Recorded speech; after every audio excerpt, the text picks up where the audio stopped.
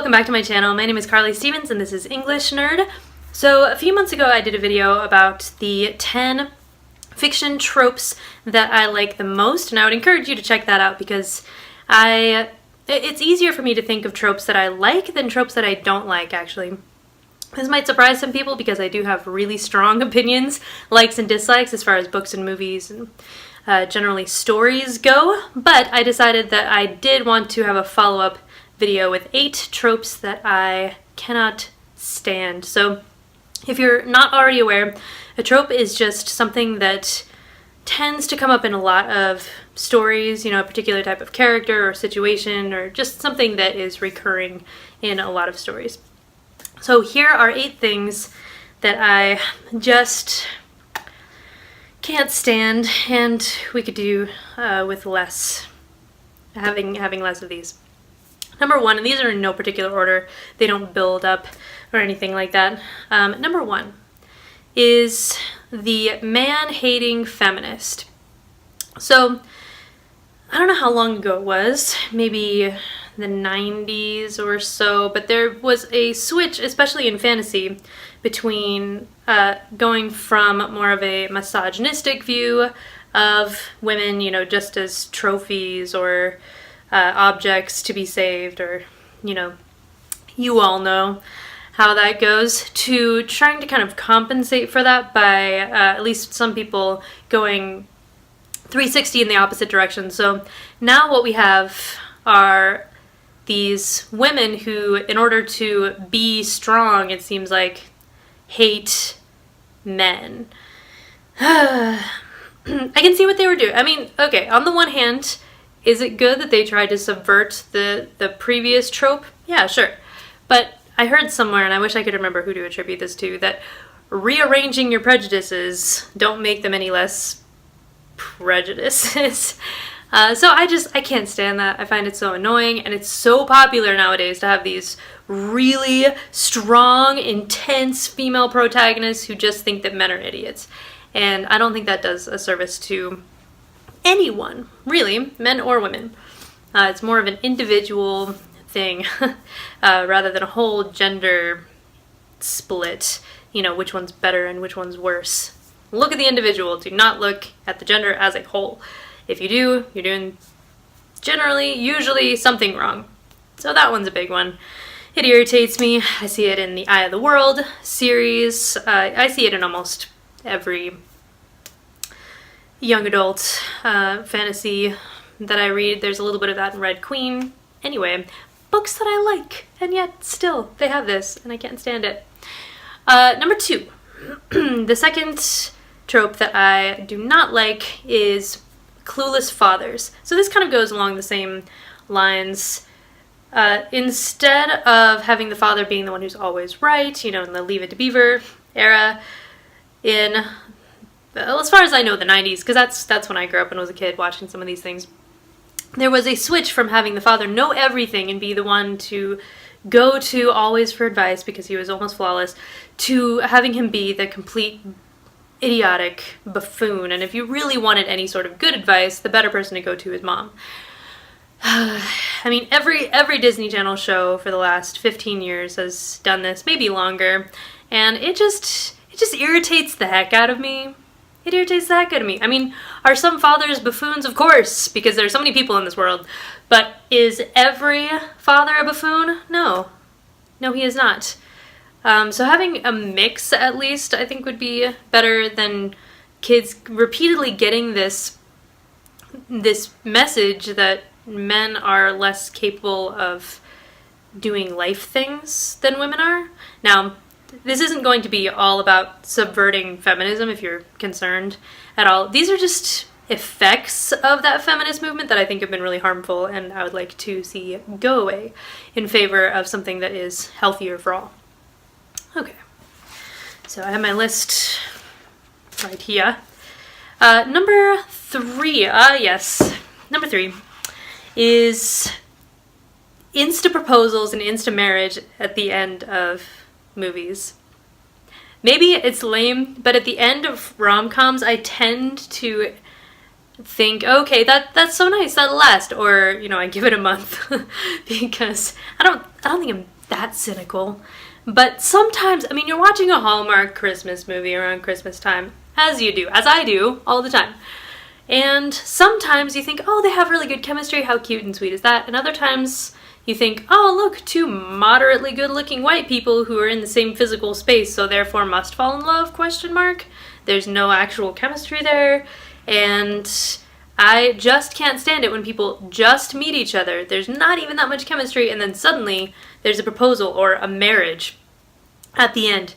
Like, what was it? It was the Christmas Wedding Planner or something, one of the most recent Hallmark-style movies on Netflix. And I don't even care about spoiling this. That's how much I can't stand this trope. At the very end, somebody else is supposed to get married, but their wedding gets called off, and so the protagonist just marries this other guy out of the blue. It's like, do you not understand how marriage is like an important thing that's supposed to last like a really long time? You're just gonna jump into it? Okay, that seems super ill-advised. And it can even ruin my enjoyment of an otherwise good movie if they just say, let's commit ourselves forever and ever because this week was so awesome. I just think it's irritating, even in fiction, for that to be a thing. Next on the list of tropes I can't stand is, okay, so we all know the type. The sort of James Bondish person who has this undeniable magnetism to him. I get really irritated when women, and I know this is mostly like women related things, I don't know. Let me know if you agree with any of these or have other tropes to add. They're not all gender based, but this one is too. I get irritated when all the women in a story completely melt in the presence of Mr. McMurder, just because he has this undeniable magnetism. You know, his silhouette looks cool with the gun. I mean, that's fine and all. I could see a couple people going for that, but literally, you can't even have a conversation with a woman without her looking at you with sultry eyes, going, oh, I hope he chooses me, that murderous person. It's irritating to me. Because that is not how life works, nor the kind of person that everybody should gravitate toward.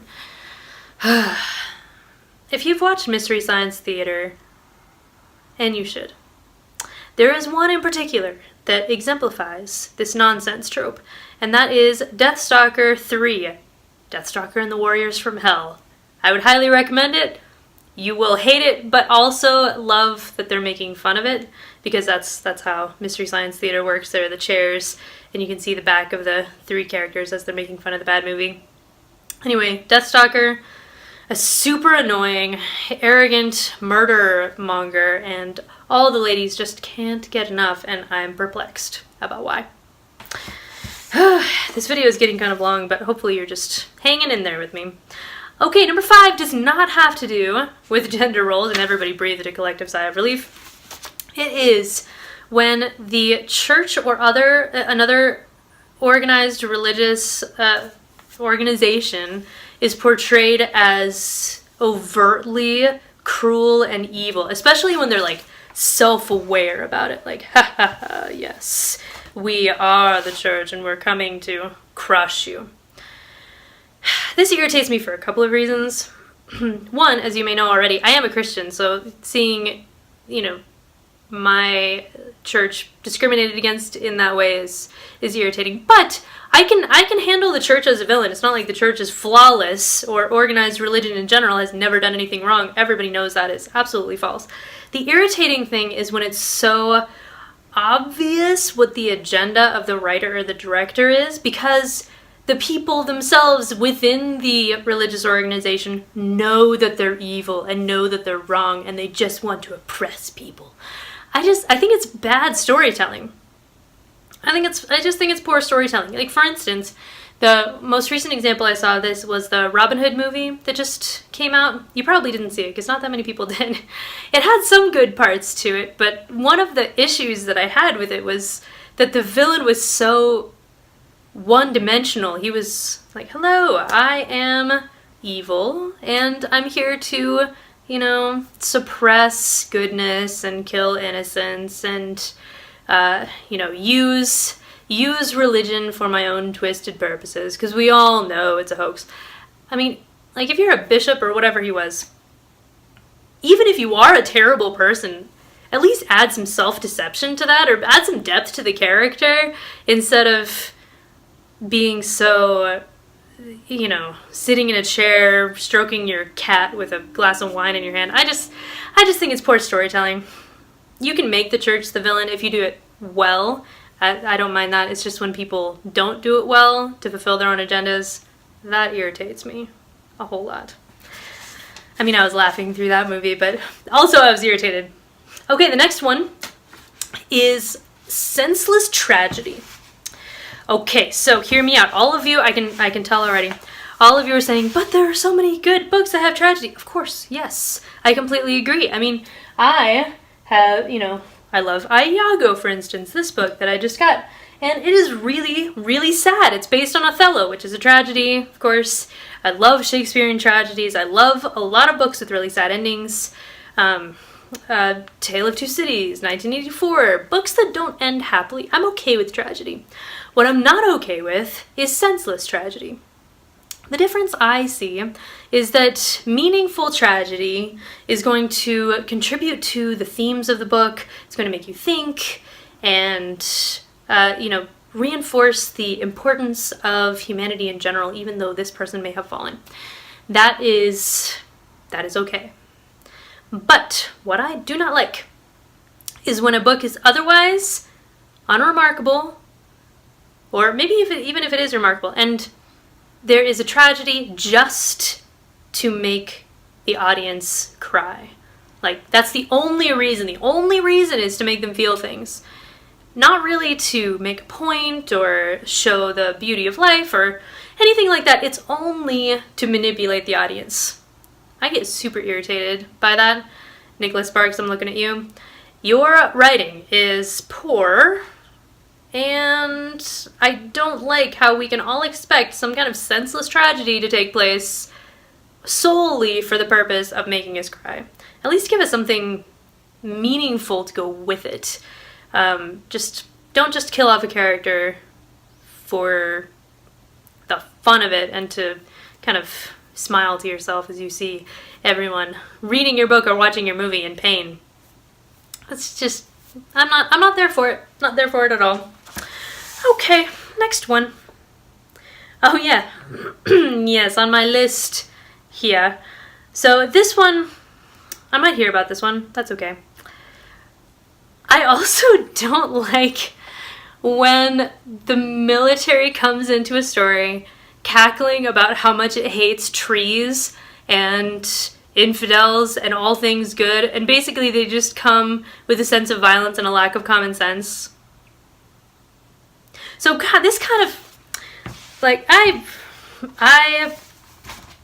you can make the military the bad guy. That is a-okay. That is very often the case. That's fine. It's just when, it's again, that self-aware kind of, like, who cares about common sense when you have violence and hatred of trees and other people's lives? It's a caricature, and I think that it doesn't do service to any sort of good character development. Avatar comes to mind. I mean, seriously, what were those guys about? Nothing complex, that's for darn sure. Or Jurassic World is kind of the same way. I picture, I don't know if it's the same actor, but I picture that same actor in both movies. It's been a while since I've seen Avatar. But yeah, Jurassic World, I enjoyed the movie. It was fine. But when the military came in and just discarded any sort of rational thought in favor of, like, yeah, kill the people with dinosaurs, it lost me. It's a stupid trope, and I wish it would go away, or at least become a bit more complex and less of a caricature. Kind of like the church. Like, I don't equate the two, please. I don't equate the church and the military by any means, but it's the same kind of, like, hello, I'm an agenda. Would you like to hear my straw man argument? It's like, not really. No. If you have a point to make, great. Just make it in a way that is more true to life, please. That'd be great. Okay. And the last one I'm seeing less and less of because of the positive aspects of the feminist movement that's going through. And that is when a young, beautiful lady is given sort of as a prize to the man for accomplishing his whatever mission it is in the movie or the book. It irritates me in general, but it irritates me more when it's a young and beautiful girl and then an older, possibly funky looking guy who just goes, "Ah, yes, of course, this is how it's supposed to be." Like, really?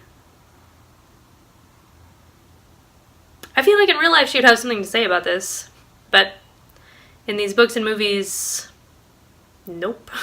It's just like there's this weird sense that if you overcome your demons and become a better person or defeat the bad guy or whatever, then you're owed sex with somebody good looking. And I just think that's not a healthy message to perpetrate at all, because you aren't.